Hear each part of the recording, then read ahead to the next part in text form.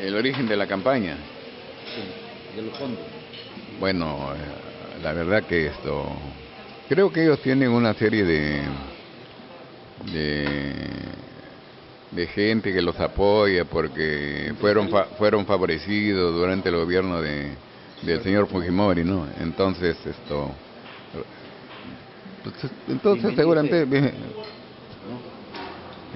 que Dios sepa lo que ocurre ahí. Pero yo si me permite hacer una aclaración que podría ser histórica. Mire, cuando se habla del doctor Alan García, cuando regresó en el 2001, se decía, y hasta ahora se dice, que él se salvó y pudo venir a Perú gracias a la prescripción de sus delitos. Y no es cierto, no es cierto. Quienes dicen eso es porque son partidarios de la dictadura fujimorista. No. Mire, cuando se inauguró el gobierno del señor Fujimori, comenzó también una persecución contra Alan García. Y el Congreso de la República, que tenía mayoría antiaprista, le levantaron la inmunidad parlamentaria al doctor Alan García, lo acusaron constitucionalmente y el asunto pasó al Poder Judicial, al fiscal de la Nación, y el fiscal denunció. El vocal especial instructor, dictó una resolución histórica que dijo que no había elementos para abrir instrucción. Pasó a la sala que apeló el procurador y confirmaron. La primera sala penal que vio en última instancia declaró no haber nulidad. Entonces, el caso del doctor García, por una supuesta desbalance patrimonial, quedó archivado definitivamente con autoridad de cosa juzgada. Y era sentencia firme, resolución firme, ejecución, una ejecutoria suprema que puso fin al proceso, ¿no? Ya fue cosa juzgada.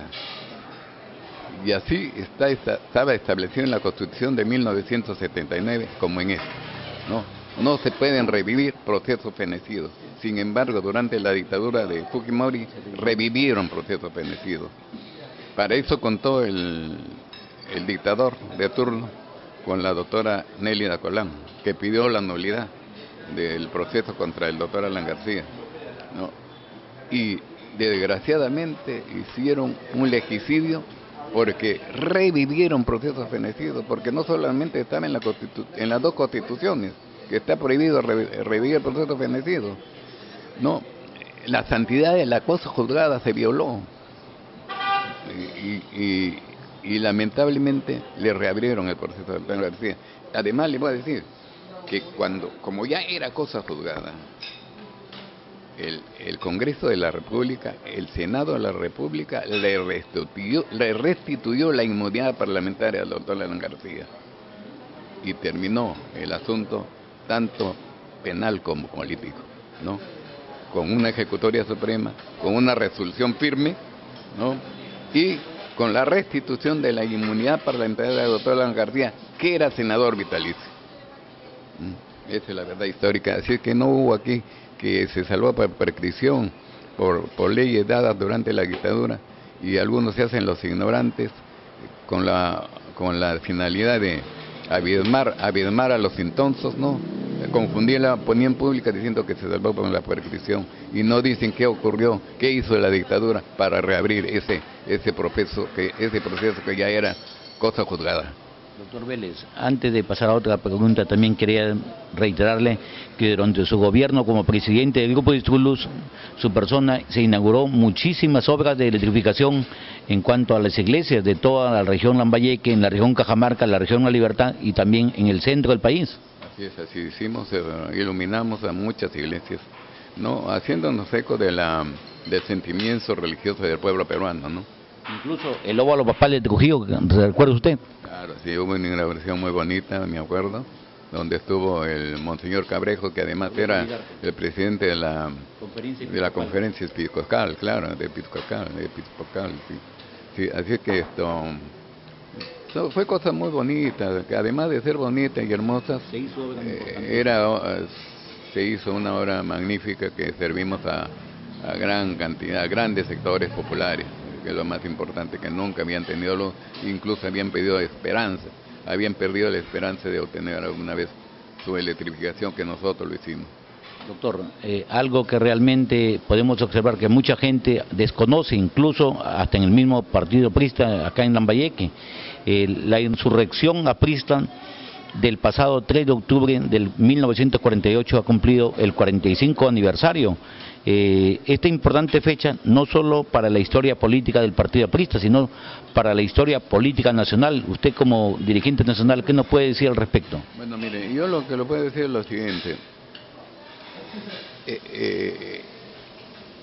El ejército, la Fuerza Armada, los elementos, los contingentes, tanto los soldados como los oficiales, son el pueblo en armas, ¿no? Entonces, y como estábamos en el Perú, muchos sectores de la Fuerza Armada simpatizaban con la ideología del partido aprista, ¿no?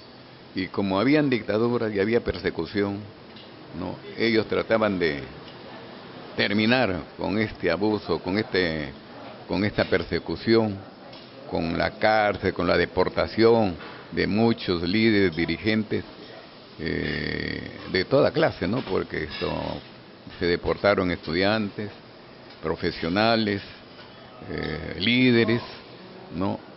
Y entonces eso creaba malestar en la opinión pública, en el pueblo peruano, y por eso algunos militares conspiraron contra los gobiernos de turno.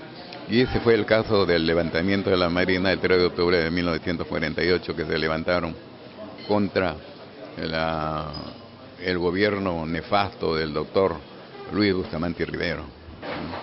Doctor Vélez, ¿ve difícil que el partido aprista peruano de Lambayeque derrote en las próximas elecciones al partido de los Acuña, dado el poder económico?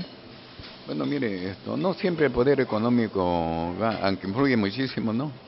Pero, como dicen, no se puede engañar al pueblo todo el tiempo, ¿no? Hay un momento que ya el pueblo se da cuenta quiénes son sus verdaderos representantes, quiénes son los verdaderos movimientos que luchan por ellos. Los verdaderos partidos que luchan por el pueblo. Así es. Que no cabe duda que es el partido aprista, y creo que la población lambayecana así lo entiende, y con sus votos realmente va a dar un espaldarazo al partido aprista en las próximas elecciones regionales y municipales. Estoy seguro que eso va a ocurrir. Una última interrogante. Genaro Vélez continuará en política, y ¿cuál es su mensaje a todo el pueblo lambayecano?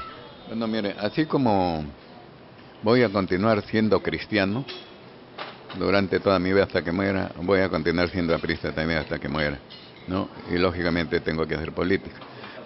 Pero si me permite, yo quisiera también que el pueblo lambayecano sepa otro hecho histórico. Mire, he escuchado a la lideresa del Fujimorismo, a la señora Keiko Fujimori, y algunos dirigentes, entre ellos, por ejemplo, el congresista Aguinaga y otros, que dicen: Fujimori terminó con el terrorismo. Durante el gobierno de Fujimori se terminó con el terrorismo, y eso no es cierto, ¿no? Mire, el aparato militar de Sendero Luminoso fue durante el gobierno del doctor Alan García. Mire, cuando en Cayara, a pocos kilómetros de Cayara, se emboscó a un gran sector, un gran contingente de la Fuerza Armada. En realidad, cientos de toneladas de dinamita, en realidad destruyeron a toda esa patrulla militar, todo ese contingente militar. Quedaron muy pocos, que fueron los que lograron ir al cuartel general y avisaron lo que había ocurrido. Salió la Fuerza Armada y estuvieron días combatiendo con el poder militar de Sendero. Como 5 días duró la batalla, y el aparato militar de Sendero fue destruido totalmente en Cayara. Desapareció la zona liberada. Nunca más hubo un enfrentamiento militar en la sierra, ni en ningún lugar del Perú. Nunca más hubo un enfrentamiento militar de Sendero. Sendero desapareció de la sierra, había sido derrotado definitivamente. Entonces, ¿qué ocurrió después de esta derrota de Sendero en Cayara? La cúpula de Sendero fugó a la costa. Fugó a la costa. Entonces, pero antes de terminar el gobierno del doctor Ángel García, se formó el grupo GEIN, que lo presidió, lo comandó el coronel Jiménez, Benedicto Jiménez. Y eso hicieron un trabajo de inteligencia que comenzó, claro, que comenzó durante el gobierno del doctor Ángel García. Y esta fue una unidad de la policía, que en realidad de élite, de inteligencia, que terminó con la captura de Abimael Guzmán y toda su cúpula, ¿no? Que fue durante el gobierno de Fujimori que culminó con eso, pero fue ese grupo de la policía, ¿no?, el que determinó la caída, ¿no?, del terrorismo. Fue un grupo realmente selecto, que actuó con inteligencia y con mucha habilidad, con mucho profesionalismo, ¿no? Y eso fue el que trajo como consecuencia la captura de toda la cúpula de Sendero Luminoso. Y le voy a decir otra cosa.